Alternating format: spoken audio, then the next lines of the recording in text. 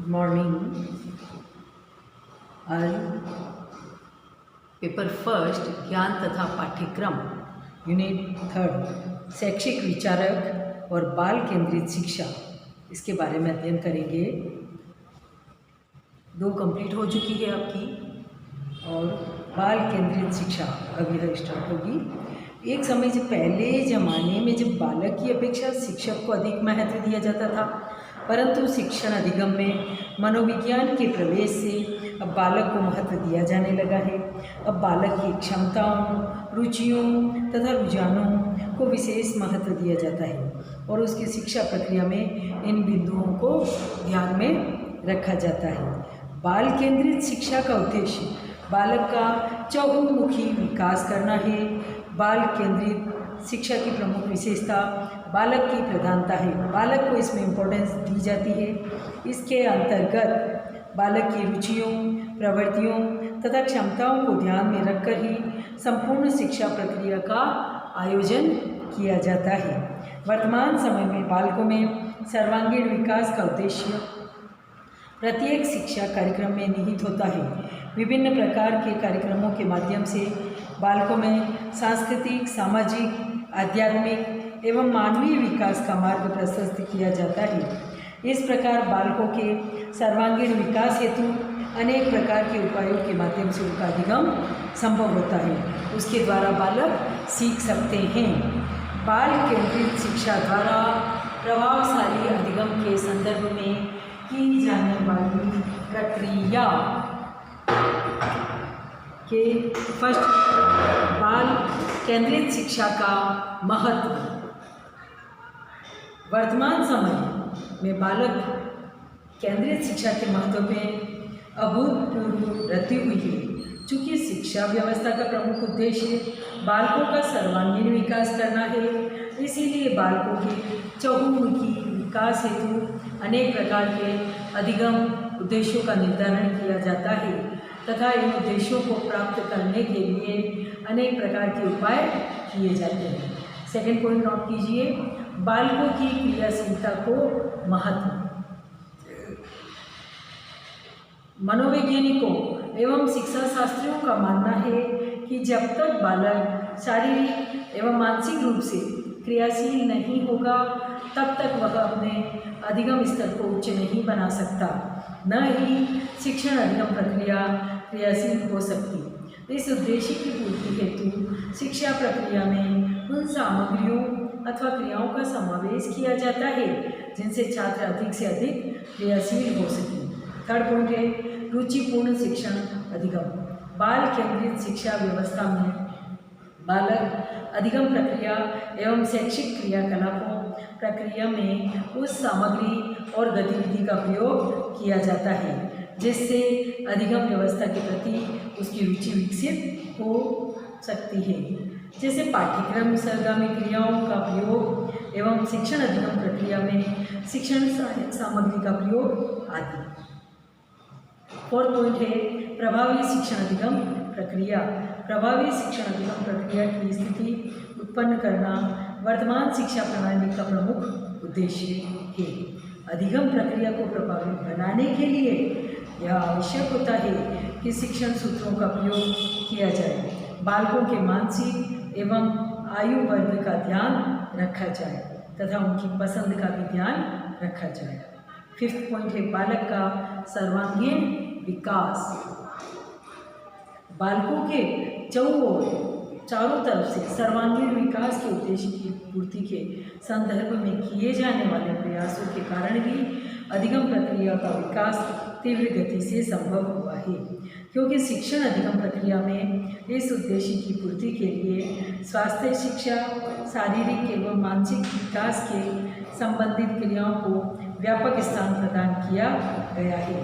पूर्व प्राथमिक स्तर से बालकों की शिक्षा प्रक्रिया में उन सभी तथ्यों का समावेश किया जाता है जो कि बालक के चहुमुखी विकास का मार्ग प्रशस्त करते हैं। 6 है कौशलात्मक विकास।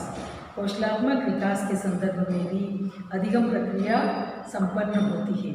वर्तमान समय में कौशलात्मक ज्ञान को विशेष प्रदान महत्व दिया जाता है, क्योंकि औद्योगिक एवं बौद्धिक विकास का प्रमुख साधन कौशलात्मक विकास ही है।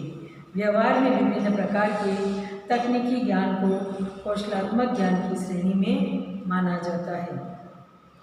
इसलिए बालकों को पूर्व प्राथमिक स्तर से ही मिट्टी के खिलौने बनाना, पेड़ पौधे लगाना एवं विभिन्न प्रकार के खेल कौशलों को सिखाया जाता है।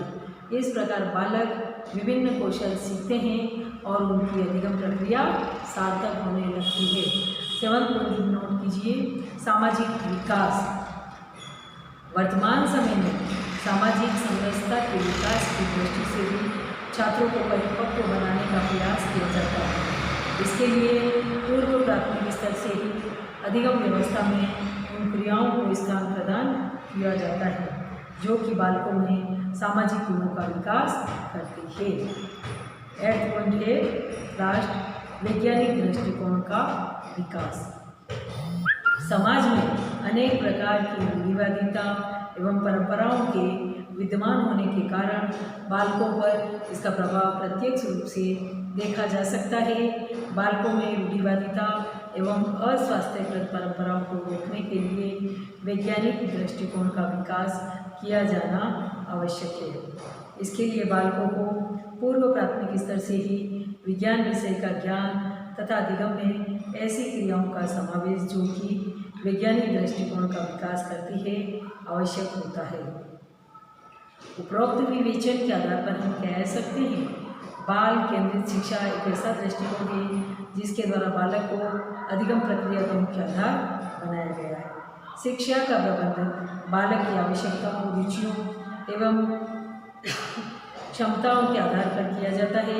प्रत्येक बालक की योग्यता एवं सीखने की गति भिन्न होती है। बाल केंद्रित शिक्षा में विभिन्न तकनीकों का सहारा लिया जाता है। अलग अलग बालक को सक्रिय ढंग से रहना सिखाया जाता है। इस अनुभव से बालक का शारीरिक एवं मानसिक उत्साह उत्पन्न होने में सहायता मिलती है। बाल केंद्रित शिक्षा जीवन की शिक्षण प्रणाली है। एक विकसित शिशु से एक विकसित प्रौढ़ बनाने के लिए जो कार्य मूलतः सीखना आवश्यक है, उन सभी क्रिया प्रणालियों का समावेश इस शिक्षण में किया जाता है। अब है बाल केंद्रित शिक्षा का महत्व। फर्स्ट पॉइंट लिखो। बाल केंद्रित शिक्षा का विशिष्ट महत्व यह है कि इसमें बालक को सबसे अधिक प्रधानता दी जाती है। इसमें बालक की रुचियों और क्षमताओं को ध्यान में रखकर ही संपूर्ण शिक्षा का आयोजन किया जाता है। सेकंड है सरल और रुचिपूर्ण। बाल केंद्रित शिक्षा अत्यंत सरल और रुचिपूर्ण है। यह बालक को सरल ढंग से नवीन ज्ञान रुचिपूर्ण तरीके से प्रदान करने का महत्वपूर्ण साधन है। थर्ड पॉइंट है आत्माभिव्यक्ति के अवसर। बाल केंद्रित शिक्षा में बालकों को आत्माभिव्यक्ति के अवसर प्राप्त होते हैं। फोर्थ है ज्ञानेंद्रिय प्रशिक्षण पर बल। बाल केंद्रित शिक्षा में ज्ञानेंद्रिय प्रशिक्षण पर विशेष बल दिया जाता है और वास्तव में ज्ञानेंद्रिय के प्रशिक्षण से ही मस्तिष्क का विकास होता है। नेक्स्ट है बाल केंद्रित शिक्षा में शिक्षक की भूमिका। बाल केंद्रित शिक्षा में शिक्षक बालकों का सहयोगी, सेवक तथा मार्गदर्शक के रूप में होता है। वह बालकों का सभी प्रकार से मार्गदर्शन करता है और विभिन्न क्रियाकलापों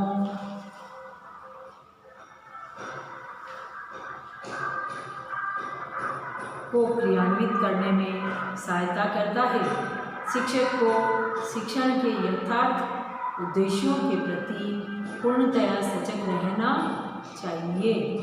शिक्षक का उद्देश्य बालकों को केवल पुस्तकीय ज्ञान प्रदान करना मात्र ही नहीं होता, वरन बाल केंद्रित शिक्षण का महानतम लक्ष्य बालक का सर्वोन्मुखी विकास करना है।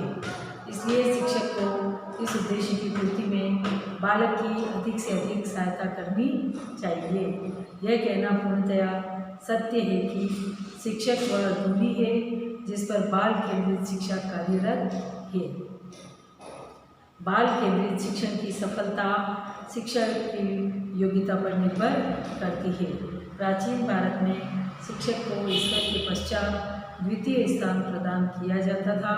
बाल केंद्रित शिक्षण में शिक्षक माली के सदृश पौधों के समान बालकों का पोषण करके उनका शारीरिक, मानसिक तथा सामाजिक विकास करता है। शिक्षक ही बालक को पशु प्रवृत्ति से निकालकर मानवीय प्रवृत्ति की ओर उन्मुख करता है। इस प्रकार बाल केंद्रित शिक्षा के प्रमुख उद्देश्य को एकता का मूल आधार कहा गया है। शिक्षण का कर्तव्य है कि वह बालकों को इस तथ्य को बोध कराए कि वे स्वयं परम शक्ति के अंश मात्र हैं। बाल केंद्रित शिक्षा में शिक्षक को स्वतंत्र रहते हुए यह निर्णय लेना चाहिए कि बालक को क्या सीखना है, क्या उनके अनुसार चलना है, कैसे उसकी प्रैक्टिस करनी है।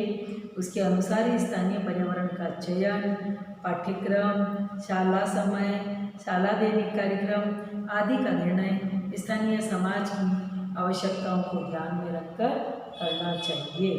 निष्कर्ष के रूप में कहा जा सकता है कि बाल केंद्रित शिक्षा में शिक्षक की मार्गदर्शन के रूप में महत्वपूर्ण भूमिका होती है। बिना शिक्षक के मार्गदर्शन के शिक्षण अपंग हो जाता है। बिना शिक्षक के वह शिक्षा नहीं ग्रहण कर सकता है और इसके द्वारा भी वह आगे बढ़ सकता है। कहा जाता है कि शिक्षक वह धुरी है, बाल केंद्रित शिक्षा कार्यरत है और बाल केंद्रित शिक्षण की सफलता शिक्षक की योग्यता पर निर्भर करती है। बाल केंद्रित शिक्षा का प्रमुख विशेषता बालक की प्रधानता है। इसके अंतर्गत बालक की रुचियों, प्रवृत्तियों और क्षमताओं को ध्यान में रखकर ही संपूर्ण शिक्षा प्रक्रिया का आयोजन किया जाता है। विभिन्न प्रकार के चहुमुखी चारों तरफ से विकास उनका निहित उसमें रहता है। बाल केंद्रित गांधी, टैगोर, डीवी, प्लेटो एवं फ्रेले के संदर्भ में गतिविधि, खोज और संवाद के संबंधित बाल केंद्रित शिक्षा के आधार नोट कीजिए। इसमें जैसे गांधी की, महात्मा गांधी की बुनियादी शिक्षा, उसके अलावा टैगोर की शिक्षा, डीवी, प्लेटो, फ्रेले, इन सब के संदर्भ में इन विचारक के द्वारा जो भी गतिविधि, खोज और संवाद से संबंधित बाल केंद्रित शिक्षा के आधार में डिटेल में अब अपन एक एक कर पढ़ेंगे। नोट कीजिए। पंडित ओम प्रकाश पाराशर के अनुसार इस अद्भुत संसार में ईश्वर ने अनेक प्रकार की सुंदर सुंदर वस्तुओं का निर्माण कर मनुष्य को इसके रहस्य तथा जीवन के प्रति जिज्ञासु बना दिया है। उससे भी आश्चर्य तथा जिज्ञासा की बात यह है कि संसार के सभी प्राणी विचार तथा दर्शन के संदर्भ में अनेकता लिए हुए हैं। इस विभिन्नता में कुछ ऐसे प्राणी भी जन्म लेते हैं जो दूसरों के लिए जन्म लेते हैं और समाज सेवा के लिए स्वयं को अर्पण कर अपने को धन्य करते हैं। और उनसे भी भाग्यशाली वे हैं जो ऐसे सत्पुरुषों के वचनों तथा विचारों को हृदयगम कर उनकी धारा में बहते हैं। ऐसे महान पुरुष हमारी वसुंधरा की गोद में पले बड़े और संसार के मार्गदर्शन के लिए उन्होंने संपूर्ण जीवन दर्शन को त्याग और तपस्या में लगा दिया। शैक्षिक दर्शन की दृष्टि से विश्व में भारत का स्थान सबसे ऊपर है। आप सभी जानते ही, सारा विश्व भी जानता है, 18 पुराण तथा 4 वेदों की रचना का स्थान भारत ही है। महर्षि वेदव्यास रचित भगवद गीता संपूर्ण विश्व में अविवादित तथा सर्वमान्य ग्रंथ है। दर्शन का मुख्य आधार गीता को ही माना गया है। गोस्वामी तुलसीदास को रामचरितमानस तथा श्रीमद् भगवद गीता शिक्षा के वास्तविक आधार है। यही कारण है कि भारत भूमि में शैक्षिक विचारों की दृष्टि एक लंबी श्रृंखला ने जन्म लिया। उनमें से विवेकानंद, टैगोर, महात्मा गांधी, डॉक्टर राधाकृष्णन तथा गिजुभाई बर्देका का नाम उल्लेखनीय है। विभिन्न शैक्षिक विचारकों के मतलब ये जितने भी शैक्षिक विचारक हुए हैं, इनके सद्विचारों तथा शिक्षा के उद्देश्यों ने संपूर्ण विश्व को अकल्पनीय अपरिमित योगदान दिया है। इन सभी विचारकों के द्वारा जिसकी हम कल्पना नहीं कर सकते और कोई सीमा नहीं है, हमारे भारत देश को बहुत बड़ा योगदान दिया है।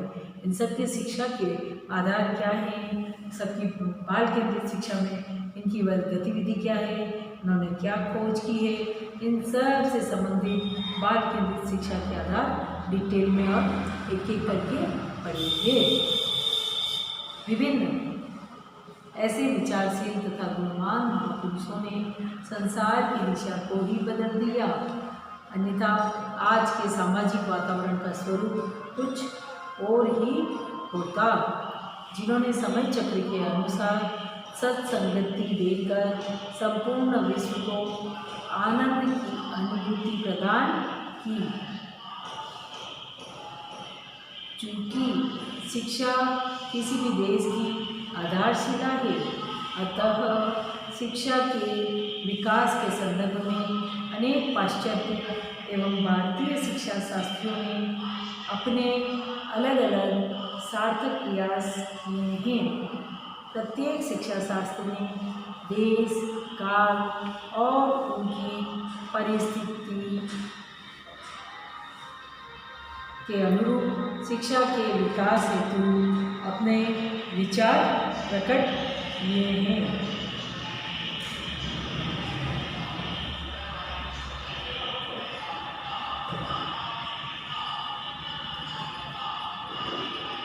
और उसके अनुसार सारी पाठ्यक्रम बनाया गया है। बाल केंद्रित शिक्षा के द्वारा बच्चे अधिगम कर सकते हैं, शिक्षित हो सकते हैं और उसके अनुसार ही वो अपने जीवन में आगे बढ़ सकते हैं। सभी शिक्षा शास्त्रों में कक्षा शिक्षण के लिए विधियाँ, अनुशासन तथा शिक्षा के उद्देश्य अलग अलग निर्धारित किए हैं। शिक्षा शास्त्री चाहे वह पाश्चात्य देशों में जन्मे हो या भारतीय परिवेश में, सभी का उद्देश्य शिक्षा को व्यापक तथा सर्वहित के योग्य बनाना रहा है। सभी शिक्षा शास्त्रियों ने शिक्षा को सभी के लिए उपयोगी बनाने के प्रयास को उचित ठहराया है। Rousseau, Froebel, Montessori, Pestalozzi, Dewey तथा रसेल आदि पाश्चात्य शिक्षा शास्त्रियों ने शिक्षा में क्रांतिकारी परिवर्तन कर नए आयाम प्रस्तुत किए हैं।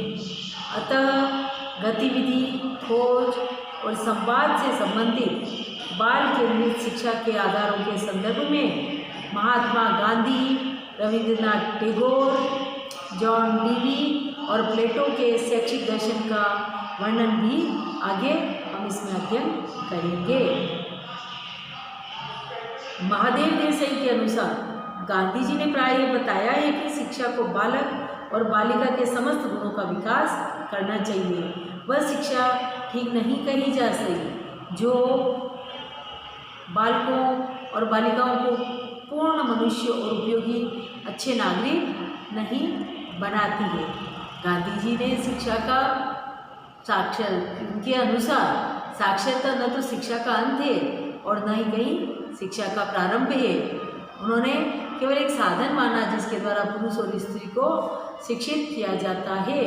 उनका सिद्धांत दर्शन गांधी जी के ने उन महान शिक्षकों एवं उपदेशकों को गौरवपूर्ण मंडली में अनोखा स्थान प्राप्त किया है, जिन्होंने शिक्षा के क्षेत्र में नव ज्योति दी है।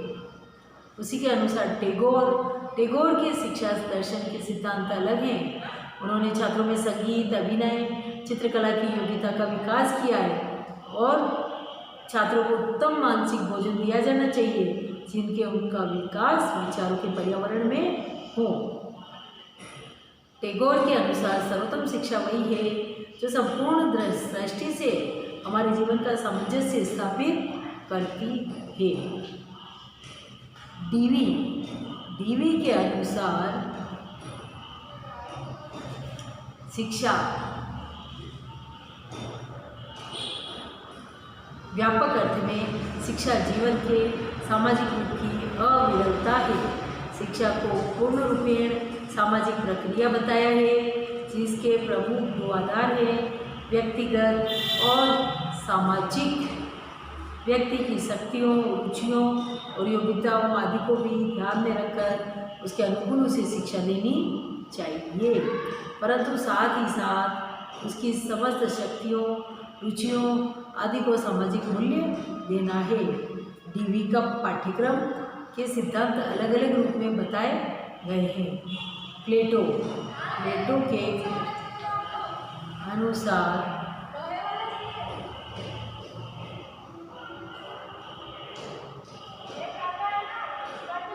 मैं युवकों एवं उनसे अधिक उम्र वालों को सद्गुणों की उत्पादक उस शिक्षा के बारे में कह रहा हूँ जो उन्हें उत्साहपूर्वक नागरिकता के पूर्ण आदर्श की प्राप्ति में लगाती है। प्लेटो ने कहा कि मेरा विचार है उत्तम शरीर अपनी शारीरिक सुंदरता के द्वारा आत्मा को उन्नत बनाता है। उत्तम आत्मा शरीर को भी सुंदर बनाती है और माध्यमिक कक्षाओं के लिए उसने दर्शन, ज्योतिष और गणित को पाठ्यक्रम में महत्वपूर्ण स्थान दिया है। पाउल फ्रेरे के अनुसार फेरे का मानना था कि शिक्षार्थी एक खाली बैंक खाते की भांति होता है। जब वह शिक्षक के पास पहुंचता है तो शिक्षक द्वारा उस छात्र को अपने विचारों एवं नवीन तथ्यों से भरा जाता है। दूसरे शब्दों में शिक्षक एक ऐसा बिंदु होता है जहाँ से ज्ञान की किरणें चलती है तथा छात्र उन किरणों को ग्रहण करने वाला होता है। इन सब विचारकों के शैक्षिक मत अलग अलग पाए जाते हैं और अलग अलग तरह से शिक्षा दी जाती है।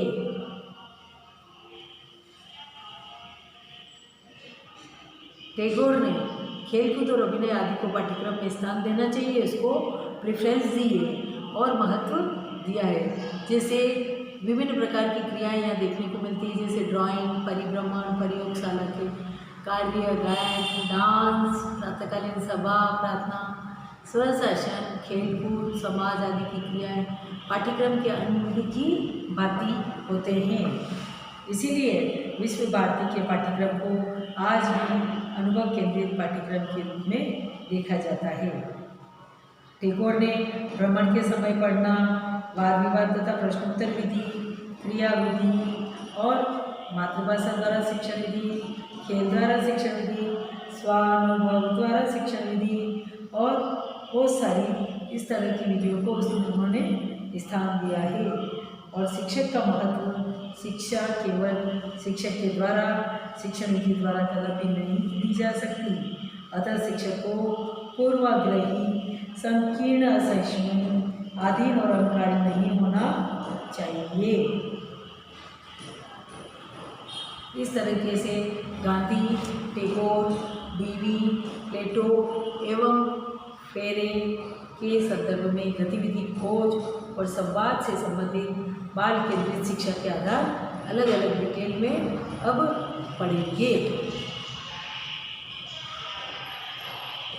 उसके बाद महात्मा गांधी के महादेव देसाई के अनुसार शिक्षा को बालक और बालिका समस्त गुणों का विकास करना चाहिए। वह शिक्षा ठीक नहीं होती है जो बालकों का पूर्ण विकास नहीं करती और एक अच्छे नागरिक नहीं बना सकती। गांधी जी बालकों के एक आदर्शवादी विचार ही उनकी शिक्षा दर्शन की आधारशिला है और गांधी जी भी इस शिक्षा दर्शन को अहमियत देते थे। बाल केंद्रित एक बच्चों को ऐसी शिक्षा देनी चाहिए जो उनका गुजारा चला सके, जो अपना सारा कार्य कर सके, किसी पर आश्रित नहीं हो। शिक्षा ऐसी होनी चाहिए। इन सब विचारकों के आधार ऐसे ही थे। अब अलग अलग गांधी जी के बारे में, टैगोर के बारे में, डीवी के बारे में, प्लेटो के बारे में, फेरे के संदर्भ में अलग अलग विचार ये प्रस्तुत करेंगे। उसके बारे में अध्ययन आगे की वीडियो में अपन पढ़ेंगे। अब असाइनमेंट नोट कीजिए।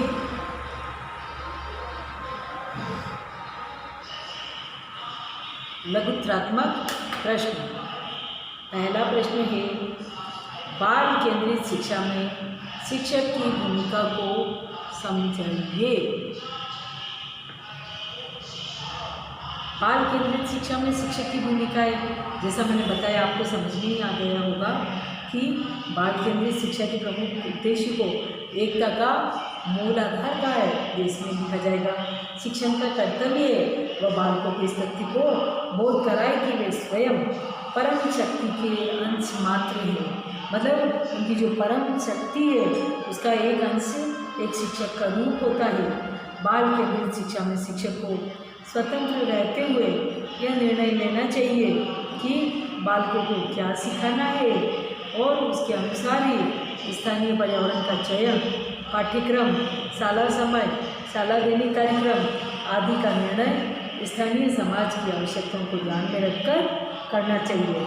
समाज में किन वस्तुओं की, किन चीज़ों की आवश्यकताएं होती है, वो सारी चीज़ें इसमें शिक्षक के अनुसार होनी चाहिए। सेकंड है निबंधात्मक प्रश्न।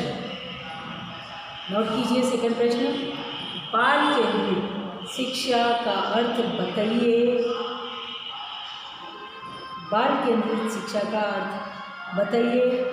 प्रभावशाली अधिगम के संदर्भ में बाल केंद्रित शिक्षा की भूमिका का वर्णन कीजिए। प्रभावशाली अधिगम के संदर्भ में बाल केंद्रित शिक्षा की भूमिका का वर्णन कीजिए। सभी शिक्षा शास्त्रियों ने कक्षा शिक्षण के लिए विधियाँ, अनुशासन तथा शिक्षा के उद्देश्य अलग अलग निर्धारित किए हैं। वो सब पहले तो ये बताना इसमें कि बाल केंद्रित शिक्षा क्या है, क्या अर्थ है, क्या मायने रखती है, क्या महत्व है इसका और किसका प्रभुत्व इसमें अधिक है। प्रभावशाली अधिगम के संदर्भ में मतलब हमारे अधिगम को प्रभावशाली या आप जो बच्चों को सिखा रहे हैं, जो पाठ उनको पढ़ा रहे हैं, उनके संदर्भ में बाल केंद्रित जो शिक्षा होती है उसकी भूमिका कैसे होनी चाहिए, किस तरीके से प्रिपरेशन करनी चाहिए और बालकों को उनमें इन्वॉल्व करना चाहिए, क्योंकि सारा केंद्र शिक्षक का बालक पर ही होता है। इसी के ये विचारक यही प्रस्तुत करते हैं। फिर इसमें शिक्षक का उद्देश्य बालकों को केवल पुस्तकीय ज्ञान प्रदान करना मात्र नहीं होता है, परंतु बालक केंद्रित शिक्षण का महानतम लक्ष्य बालक का सर्वोन्मुखी विकास करना है। इसलिए शिक्षक को इस उद्देश्य की पूर्ति में बालक की अधिक से अधिक सहायता करनी चाहिए। ये सारा इस प्रश्न में आएगा कि यह पूर्णतः सत्य है कि शिक्षक वह दूरी है जिस पर बाल केंद्रित शिक्षा कार्यरत है। बाल केंद्रित शिक्षण की सफलता शिक्षक की योग्यता पर ही निर्भर करती है। प्राचीन समय में शिक्षक को ईश्वर के पश्चात द्वितीय स्थान प्रदान किया जाता था। बाल केंद्रित शिक्षण में शिक्षक माली के पौधों के समान बालकों का पोषण करके उनका शारीरिक, मानसिक, सामाजिक विकास करता है। शिक्षक ही बालक की पशु प्रवृत्ति से निकालकर मानवीय प्रवृत्ति की ओर उन्मुख करता है। दोनों प्रश्न आपको समझ में आ गए होंगे। इनके असाइनमेंट ईमेल पर भेजे जाएं। टाइम टू टाइम आपकी इसी के द्वारा अटेंडेंस उपस्थिति दर्ज की जाएगी, कोई भी इसमें पीछे नहीं रहे। उसी के अब आगे इसका पढ़ेंगे, जैसे अपन गांधी, टैगोर, डीवी, प्लेटो एवं फेरे के संदर्भ में। ये सारी तो अलग अलग विचार, अलग अलग इनके द्वारा विचार अपन प्रस्तुत करेंगे और इनका अध्ययन भी करेंगे।